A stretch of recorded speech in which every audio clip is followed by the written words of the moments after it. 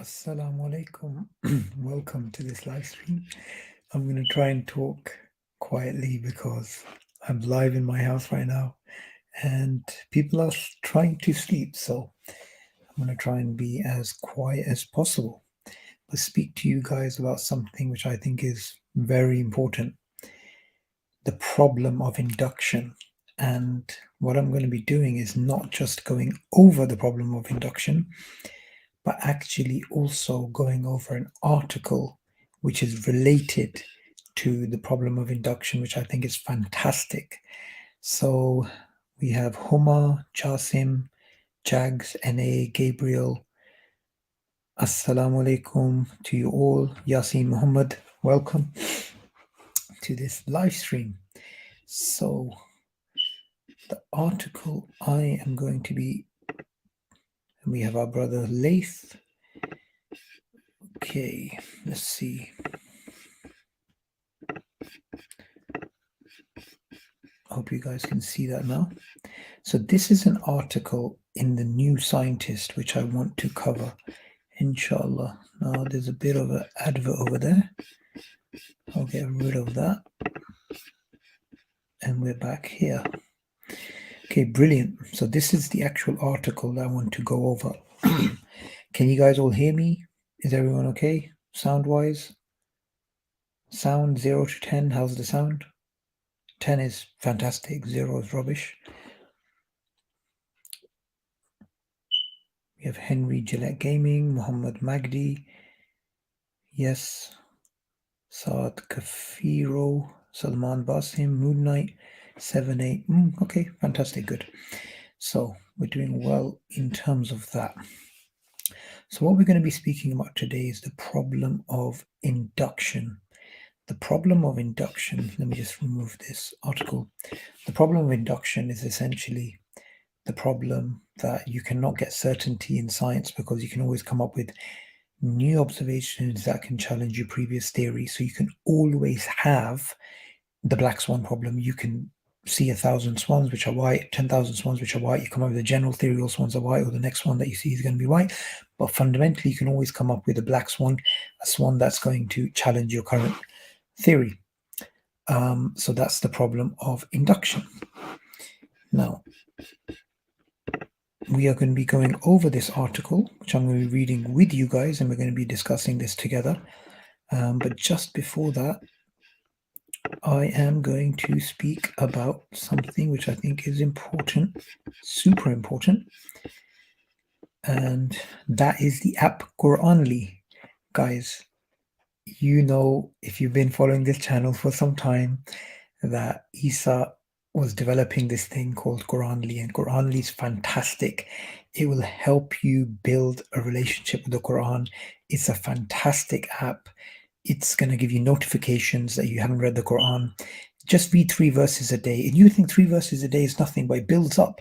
And we think, oh yeah, I'm going to read a juz, I'm going to do this, I'm going to do that. But the fact is, people don't do that. People don't do that.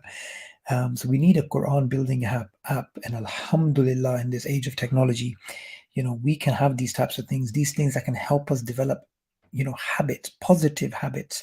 And what could be better than a book that's telling you about the love of Allah, the hope in Allah, the fear in Allah, the taqwa of Allah, being mindful of Allah? So download the Quranly app. It's a fantastic app, and you guys are not going to regret it. Is it possible to contact the developer? Noticed a few bugs. Yeah, bugs always come all the time. Please just email me on darwiniandelusions@gmail.com and I will pass on your concerns. But it's a fantastic app. It works really, really well, right? It works well, and a lot of very positive feedback, and a lot of people reading it. A lot of people love it. So join the Quranly family. Okay, I'm going to stop there. And now someone's asking, is it free? It's free if you can't afford it. But for everybody else, it's £2.99 per month, £2.99. And that's really nothing. It's like not even the cost of a coffee. Coffee is more expensive now. Do I have Discord server? No, I don't. Okay. Bugs are byproduct of evolution by natural selection. Fantastic. Okay, good. Now let's get down to reading the articles, guys. Learn with me, guys. Go on this journey with me, and let's get into this article because I think it's a fantastic example of the problem of induction. I'm going to be looking at the comment section, so please post your comments and your questions, and I'll try and answer them. So let's get into this article.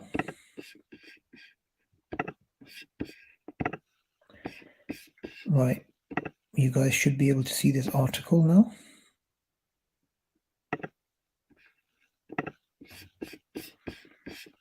So this is an article in the New Scientist, and this came out last year, and I think this is very interesting. Adapting with a little help from jumping genes. Long lambasted as junk DNA or genomic parasites, transposable elements turn out to be contributors to adaptation. Now, I'm sure you guys have seen many times, many times, these Darwinists are speaking about junk DNA. They're talking about how DNA is just absolutely filled with this type of junk, and this is evidence that there's no design, and that this is natural selection, and natural selection is a very wasteful mechanism, and so on and so forth. These things just go on and on. And here in this article, we see that there's actually been a U-turn when it comes to junk DNA, and in terms of these transposable elements, which turn out to be actually facilitating adaptation as opposed to being vestigial or just useless. Okay, now there's something I wanted to highlight about this article.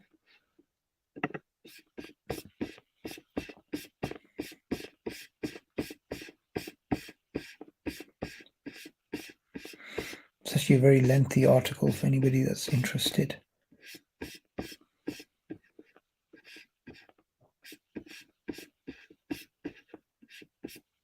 No, there's a section I wanted to read out to you guys. That's not the section.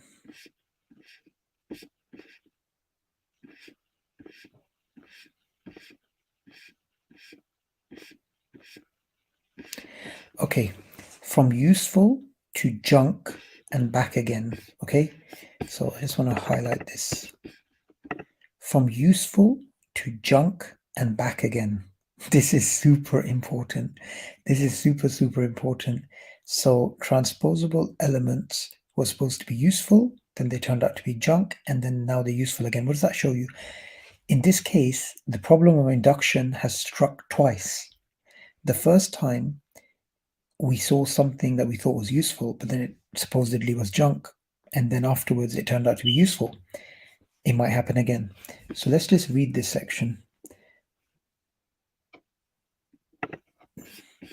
The notion that transposable elements are vital to genomes and not parasites or trash harks back to the 1950s and Barbara McClintock, who won the Nobel Prize in 1983 for the discovery of transposons in maize. She proposed that transposon elements play an important role in gene expression in the very first paper on them. The idea that genetic elements could be mobile clashed with the prevailing view of an organism's genome as fixed. It would be decades before transposons were described from other organisms and their near universal presence in genomes became clear. By then, researchers had figured out that these bits of DNA co-opt a cell's machinery, and the parasite framing emerged. Further research showed that transposable elements don't code for essential cellular proteins, meant that at best they got lumped together with other kinds of non-coding DNA as genetic junk. Now, if you guys remember, junk DNA is something I've been speaking about for many years. Junk DNA was something that was used by Darwinists to try and explain the wasteful nature, the wasteful nature of the environment, and that our bodies just filled with these types of junk repetitive elements. And in 2012, there was a study by the Encyclopedia of DNA Elements, and they showed that actually these supposed sequences, which were supposed to be non coding and junk, actually played a crucial role in switching genes on and off. And they helped us obviously understand a lot more about the human body and how DNA works. And basically, this information was then going to be used to, help with diabetes and other types of things. Very interesting stuff. So stuff that we believe to be junk didn't turn out to be junk. And I've actually, um, if you go to my website, saburahman.com, and you click on the articles, I actually have my thesis published there, and you will see um, when I'm actually going through the history of junk DNA there. Of course, lots of non-coding DNA has come out of the junk drawer as genomists have come to realize its various roles in promoting or suppressing gene expression. So, non-coding DNA, right? So, what scientists previously believed is if DNA is there to code for proteins, but if DNA does not code, they just called it junk. But what they didn't realize is even though it's non-coding, it actually helps with gene expression. Okay, so of course, lots of non-coding DNA has come out of the junk drawer as genomists have come to realize its various roles in promoting or suppressing gene expression, for example. But until very recently, transposable elements have broadly been considered bad for the genome, and pockets of both the popular press and the scientific literature continue to portray them that way. This is in part because transposons remain somewhat mysterious. The sequencing tools that allow genomists to blossom simply aren't great for sequencing and mapping transposons. High thor- sorry, Methods involve sequencing genomic elements of only a few hundred base pairs at most, too short to accurately note transposable elements due to the repetitive nature, both within their own sequence and in terms of the many full copies that can exist in each genome. For these reasons, many reference genomes are actually incomplete when it comes to mapping their transposable elements. Even the human genome isn't fully completed until 21. But with long read sequencing methods enabling scientists to document the transposon content of individual organisms, transposable elements are entering the spotlight. And it turns out that they do regulate genes. McClintock was right. So this is Barbara McClintock that they referred to earlier. In addition to examples such as the peppered moth's work on fruit flies has demonstrated transposable elements can be responsible for remarkable adaptations. Now that's fantastic. It's not just that the transposable elements play a role. Here, what's being said is that the transposable elements play a great role when it comes to adaptation, because adaptation is not a small thing; it's a huge thing.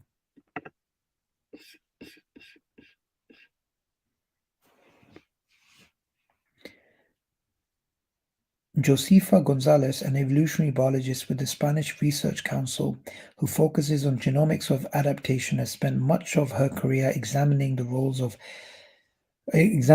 that transposable elements play in the genomes of fruit flies. Overall, she says the evidence is clear that transposable elements have been an integral part of the genome from the very beginning of evolution.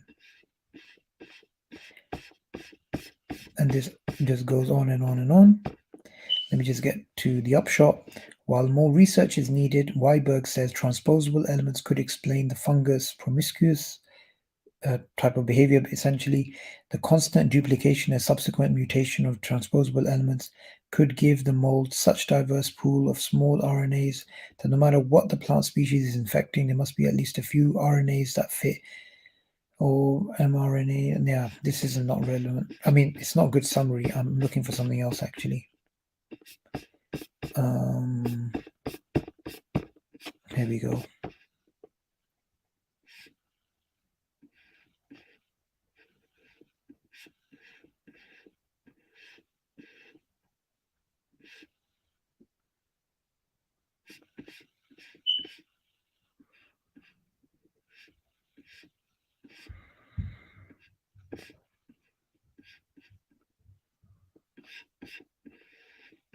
There we go. Lucas Schrader, an evolutionary biologist at the University of Münster in Germany, meanwhile, has been investigating the role of transposable elements in invasive species. Similarly to populations responding to a novel pathogen or other stressor, species entering new environments may need to evolve quickly to survive. When the researchers examined the genomes of the heart node and their transposable elements immediately stood out. There were 34 areas where over 70% of the genomic region is just encoded by transposable elements. That is phenomenal, right? I'm just going to highlight that while we continue reading.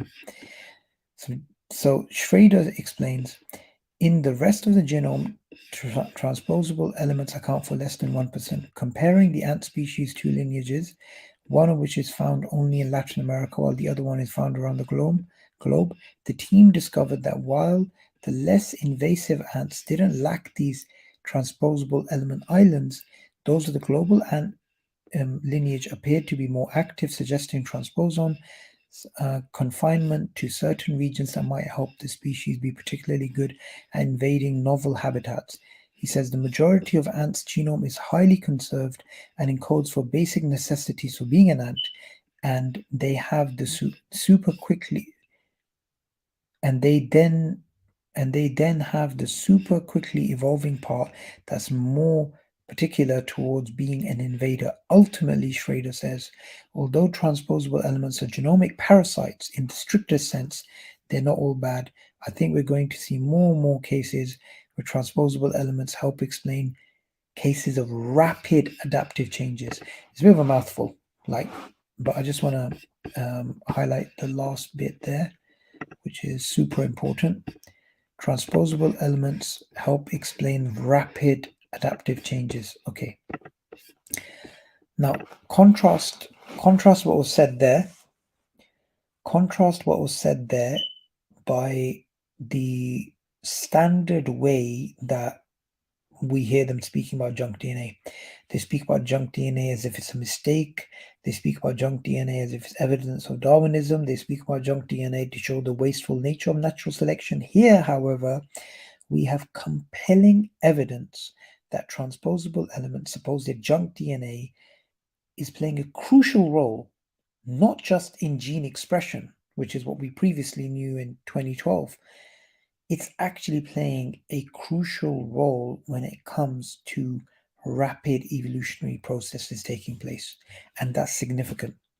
So, yeah, I mean, these are the types of articles which I highly recommend everybody should read. And this is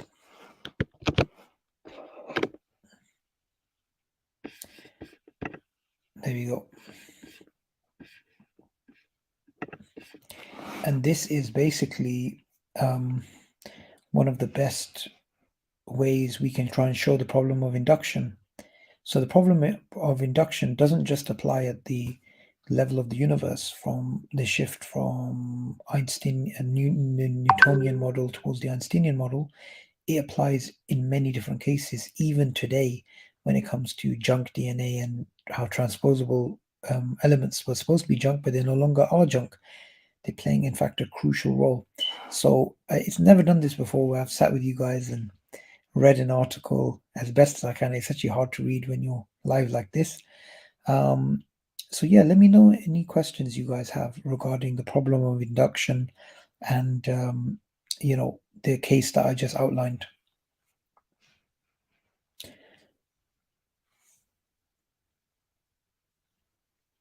How can you learn about the thing you talk about with atheists? I mean, with atheism, if you really want to know the topic, I would suggest you read Hamza's book, The Divine Reality. That's like the best book.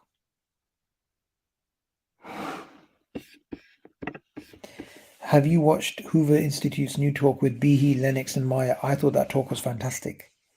That talk was absolutely fantastic.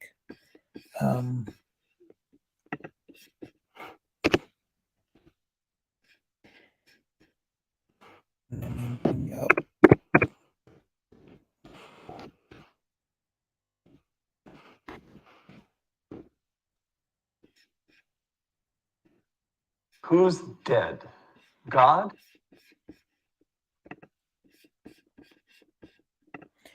This is what you're referring to, right?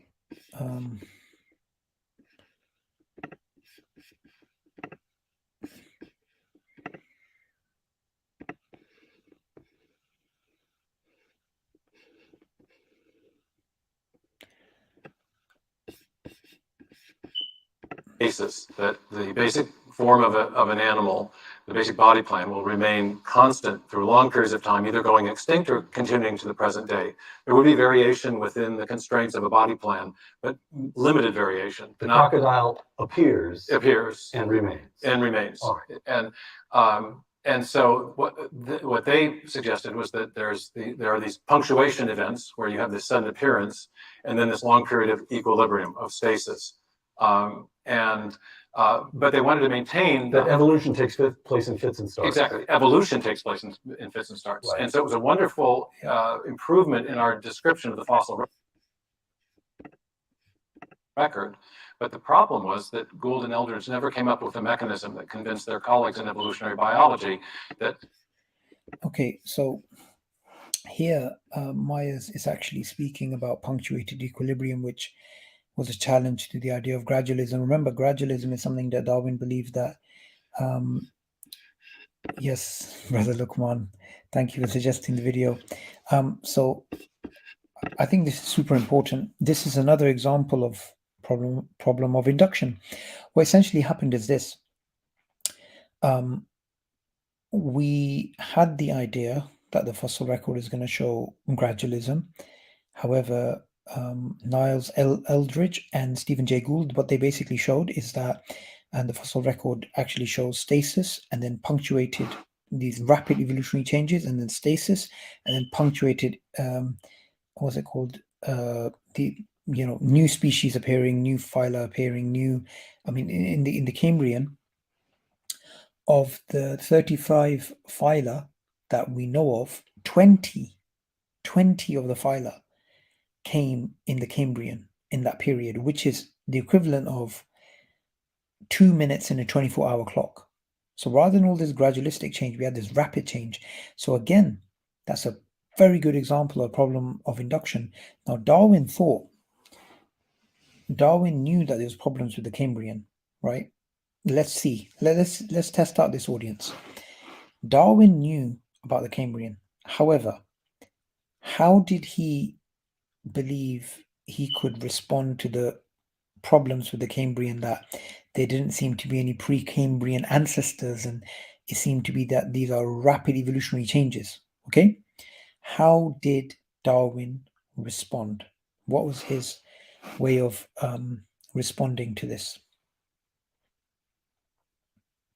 Anyone have a suggestion on how Darwin tried to sort out this issue with the Cambrian?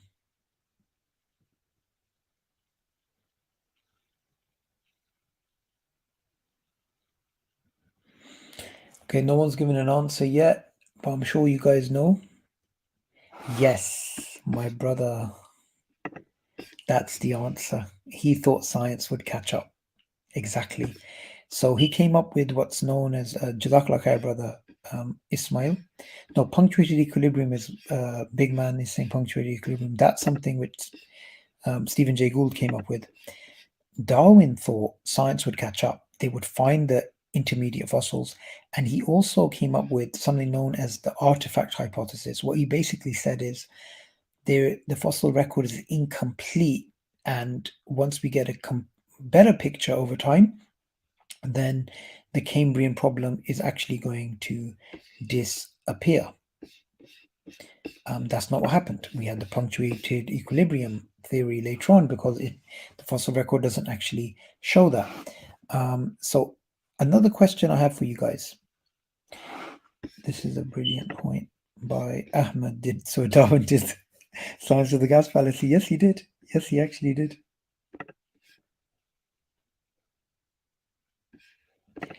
Abdullah Qasim said what he didn't know is it got worse. You're absolutely right. The problem actually got a lot worse over time. What are your thoughts on the hard problem of consciousness and how evolution materialism fails to explain consciousness.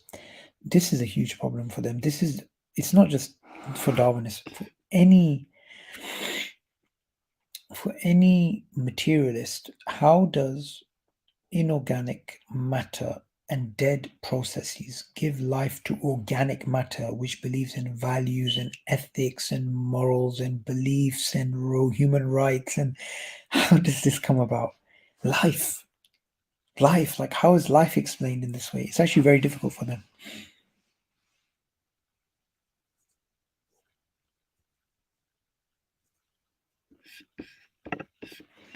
Theos Logos says it is important to understand that the problem of induction cannot be rationally justified at all, and that we presuppose the uniformity of nature. Absolutely correct.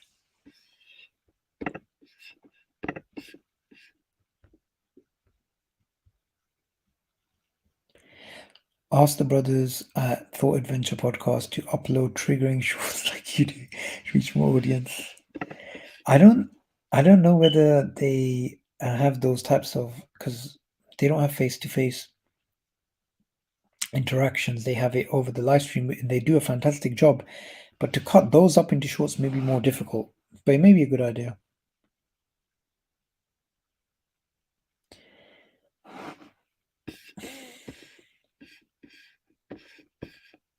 Let me see, what other questions do you guys have?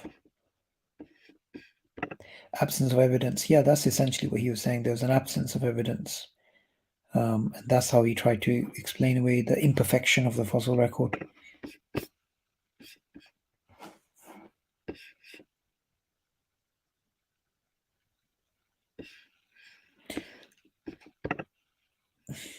Consciousness is another science of the gaps fallacy they commit.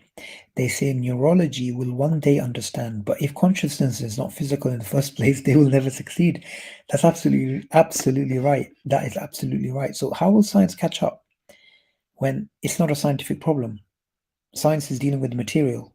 But if you assume consciousness is ultimately material, you've simply concluded what you're supposed to prove. The question is it actually immaterial? Is it actually something beyond?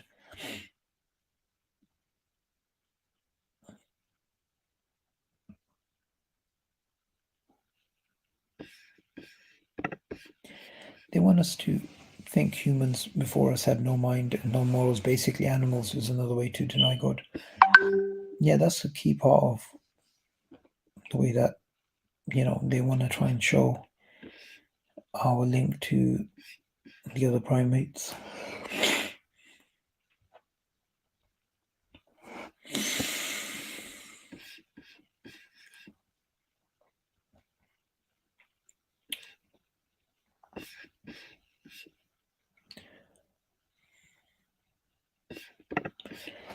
Abdul Samad Abu Bakr Abu Bakr.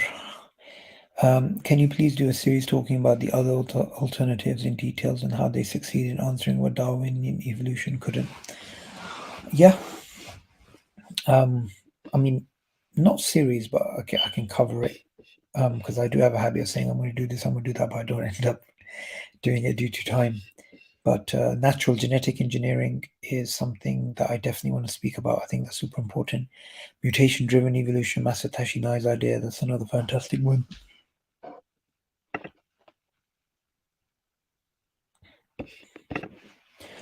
Why is dead, cold, unconscious matter compelled to build living organisms in the first place? Why not just blobs of goo? Absolutely. Another question, like what is going on with abiogenesis? Like they give us all this stuff, as if it's got some sort of validity, but when you look into it, there's nothing there. Please check the Mary argument, also known as knowledge argument by Jackson. Yep, that's in Hamza's book. Fantastic point you raised there.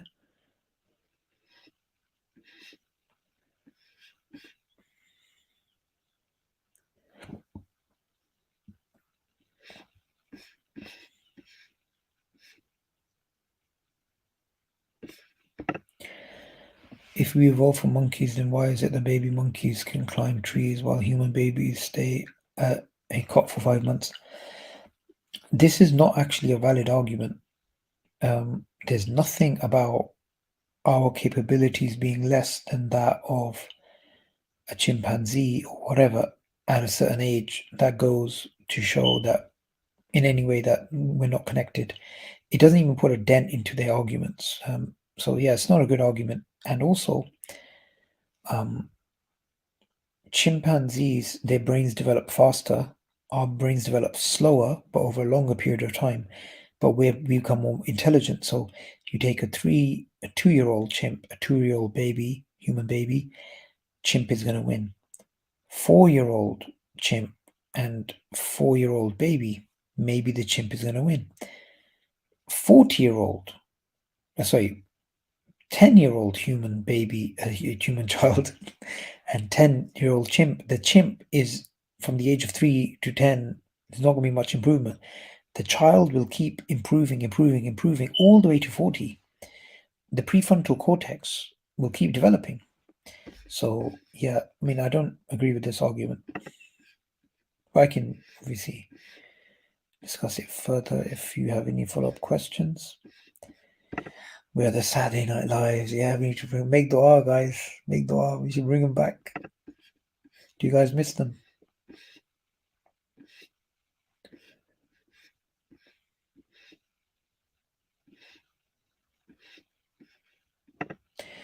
What is homoplasia? Homoplasia is similarities in the biochemical, genetic, anatomical features which is not due to common ancestry. Exactly. How does intelligence arise from non-intelligence? That's the million-dollar question.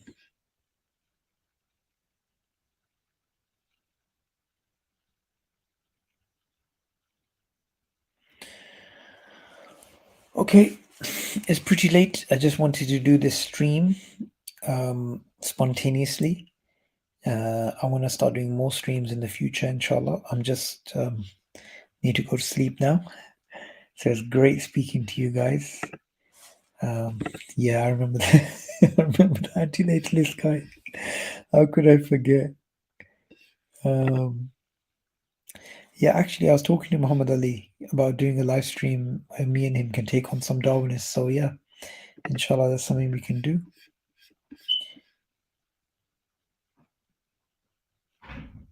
All right, brilliant, guys. Jazakallah khair for watching this stream. And I'm going to be doing more streams in the future, inshallah.